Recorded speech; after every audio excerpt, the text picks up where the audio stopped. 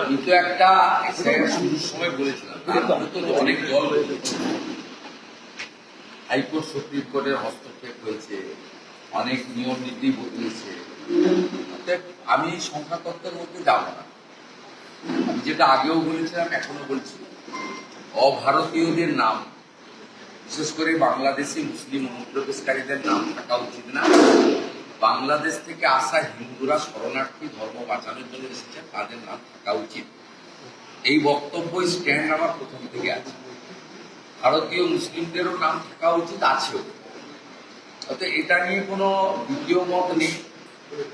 তবে এখন যেহেতু জুডিশিয়াল অফিসাররা করছেন, ইলেকশন কমিশনের খুব একটা রোল নেই, সেক্ষেত্রে বিএলওদেরও রোল নেই, রাজ্য সরকার নিযুক্ত কর্মচারী। যাদের নাম সাপ্লিমেন্টারি লিস্টে আসবে না, তাদেরকেও ভারতবর্ষের যে মহান আইন রয়েছে, স্বাধীনতা রয়েছে, নাগরিক অধিকার রয়েছে, সেটা মাথায় রেখে সুপ্রিম কোর্ট কলকাতা হাইকোর্টের মহামান্য প্রধান বিচারপতিকে ট্রাইব্যুনাল বানাতে বলেছে। আপনারা দেখেছেন গত পরশু দুদিন আগে কলকাতা হাইকোর্ট অবসরপ্রাপ্ত বিচারপতিদের দিয়ে ট্রাইব্যুনাল বানিয়ে দিয়েছে। তাই সোমবার প্রকাশিত সাপ্লিমেন্ট চার্জশিটে অ্যাডজুডিকেট হিসেবে যাদের নাম বাতিল হবে, তারাও কিন্তু ট্রাইব্যুনালে আবেদন করতে পারবেন। আমি অনুরোধ করব সকলকে, মমতা ব্যানার্জির উস্কানিতে বা কামরুজ্জামানদের উস্কানিতে বা হুমায়ুন কবিরদের উস্কানিতে তাদের কেউ পা দেবেন। পশ্চিমবঙ্গে শান্তি বজায় রাখুন। যদি মনে করেন আমার সঙ্গে বিচার বিভাগ থেকে নিযুক্ত লোকেরা অন্যায় করেছে, আমার নাম সাপ্লিমেন্ট চার্জশিটে আসা উচিত ছিল, তার জন্যই কিন্তু মহামান্য আদালত ট্রাইব্যুনাল বানিয়ে দিয়েছে। সেখানে আবেদন করুন, বিচার নিশ্চয়। দাদা, কমিশনের নির্দেশ অনুযায়ী এবার নড়চড়ে বসে সমস্ত পুলিশ সুপার এবং কমিশনার থানায় থানায় ঘুরছেন এবং ওসি আইসিদের বলছেন যে কোনো ছাপ্পা ভোট যেন না হয়, বুথ যেন না হয়, তাহলে কিন্তু বরদাস্ত করা হবে না। তাদের বলছে মহিষা দলের ওসি পীযূষ বলছে বিশ্বনাথ ব্যানার্জি আপনাকে প্রার্থী করেনি, তৃণমূলে যোগ দিন। কনফারেন্সে দিচ্ছেন একজন সিনিয়র পুলিশ অফিসার, মানে উনার সিনিয়র। নন্দীগ্রামের আইসি এই মনীন্দ্র মন্ডল, আমাদের মন্ডলের জিএসপি, 4 বার আইপ্যাকের সঙ্গে বসিয়েছে যোগদান করার জন্য। নন্দীগ্রাম এক পঞ্চায়েত সমিতির সভাপতি শ্যামল সাউকে 5 বার বসিয়েছে।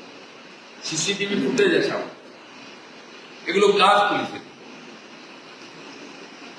পুলিশের কাজ। এগুলো বেতন মমতার পৈতৃক সম্পত্তি থেকে দেওয়া হয়, তৃণমূলের চুরির টাকা থেকে বেতন দেওয়া হয়। এদের সরিয়ে দিতে হবে, গ্যারেজ করে দিতে হবে। আর আমি তো এদের সঙ্গে লড়ি, আমার সঙ্গে কিছু করতে পারবে না। যাদের ডেকে কথা বলে বেরিয়ে আমাকে বলে দেয় এই কথা বলেছিল তারা। একজন ফাঁদে পা দেয়, তার কি হবে জনগণ ঠিক করবে। শুভেন্দু অধিকারী ভার্সেস মমতা ব্যানার্জির লড়াই আর শুভেন্দু অধিকারী ভার্সেস পবিত্রকর শান্তিগিরির লড়াই। ভোটাররা এত, নন্দীগ্রামের ভোটারদের এত অচেতন ভাবার কোনো কারণ নেই। তারা সচেতন বুদ্ধিমান ভোটার। দাদা, তাদের প্রতিনিধিকে পাঠানো দাদা, আজকে বিজয়গঞ্জ বাজার যে থানা রয়েছে ভাঙড়ে, সেখানে এনআইএ এর টিম গেছে। বেলডাঙ্গার পর ভাঙড়ে শুভ।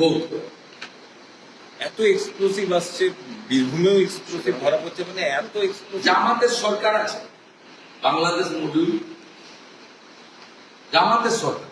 সরকারটা তো কোনো গণতান্ত্রিক সরকার নয়, সরকারটা হচ্ছে শাহজাহানের সরকার। এই সরকারটা এখানে নেতৃত্ব কে? গর্ব বলে একটা ছেলে ব্লক সভাপতি ছিল, হিন্দু বলে বাদ দিয়ে যে 7 জনের কোর কমিটি, 4 জন হচ্ছে মুসলিম। মুসলিমরা খারাপ নয়, যে কোন মুসলিম যারা দেবব্রত মাইতিকে খুনের মামলার আসামি, যারা রথিবালা আড়িকে খুনের মামলার আসামি, যারা 2021-এর 2রা মের পরে দক্ষিণ কেন্দ্রামারিতে 45টা হিন্দু ঘর জ্বালিয়েছিল, তারাচাঁদবাগ গ্রামে 17টা হিন্দু বাড়ি লুট করেছিল, তাদের চোখ দিয়ে এখানে তৃণমূল কংগ্রেস দল দেখে। যে সমর মাইতিকে খুন করেছিল যারা, তারাই পবিত্র ডাইমাই ঘুরে বেড়াচ্ছে। দাদা আজকে কেন্দ্রীয় বাহিনী মোতায়েন নিয়ে সিও দপ্তরে পুলিশ পর্যবেক্ষক আইজি সিআরপিএফ নিয়ে বৈঠক, যে কিভাবে কেন্দ্রীয় বাহিনী মোতায়েন করা হবে সেই বিষয়ে কমিশনের যে বার্তা, সেই বার্তাটা কি হলে ভালো হয় বলে আপনি মনে করেন? নিয়ন্ত্রণ নিয়ে নিতে হবে। কেন্দ্রীয় বাহিনীর নিয়ন্ত্রণ রাজ্য পুলিশের হাতে থাকলেই কিছু কোনো রেজাল্ট হবে, নো রেজাল্ট।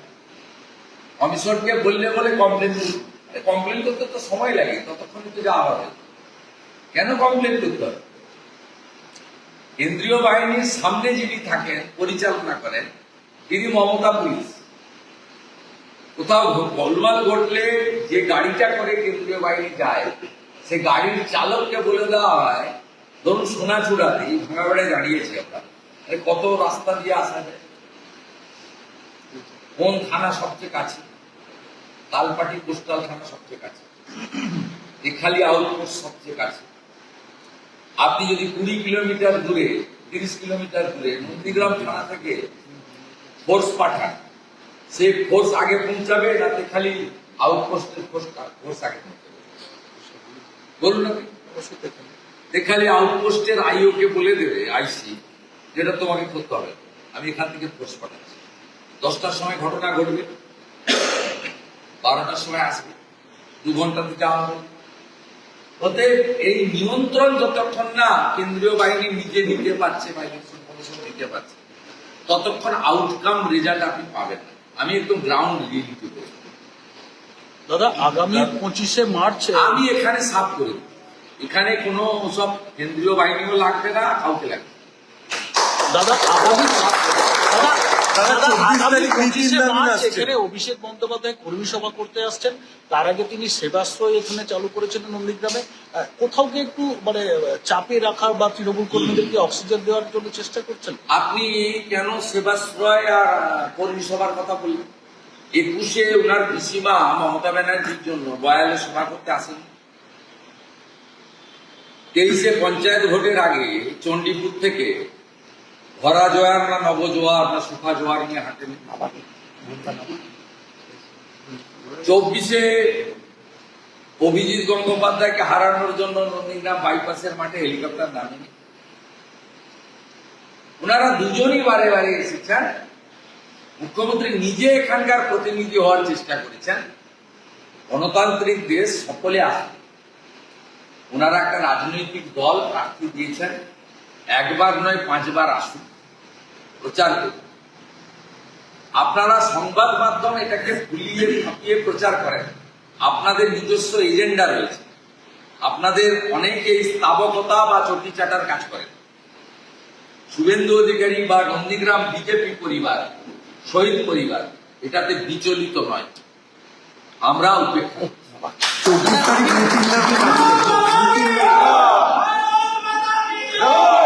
আমাদের ভিডিও ভালো লাগলে লাইক এবং শেয়ার করুন, কমেন্ট সেকশনে গিয়ে জানান আপনাদের মতামত। আরও ভিডিও পেতে আমাদের চ্যানেল সাবস্ক্রাইব করুন এবং প্রতি মুহূর্তে খবরের আপডেট পেতে প্রেস করুন বেল আইকন।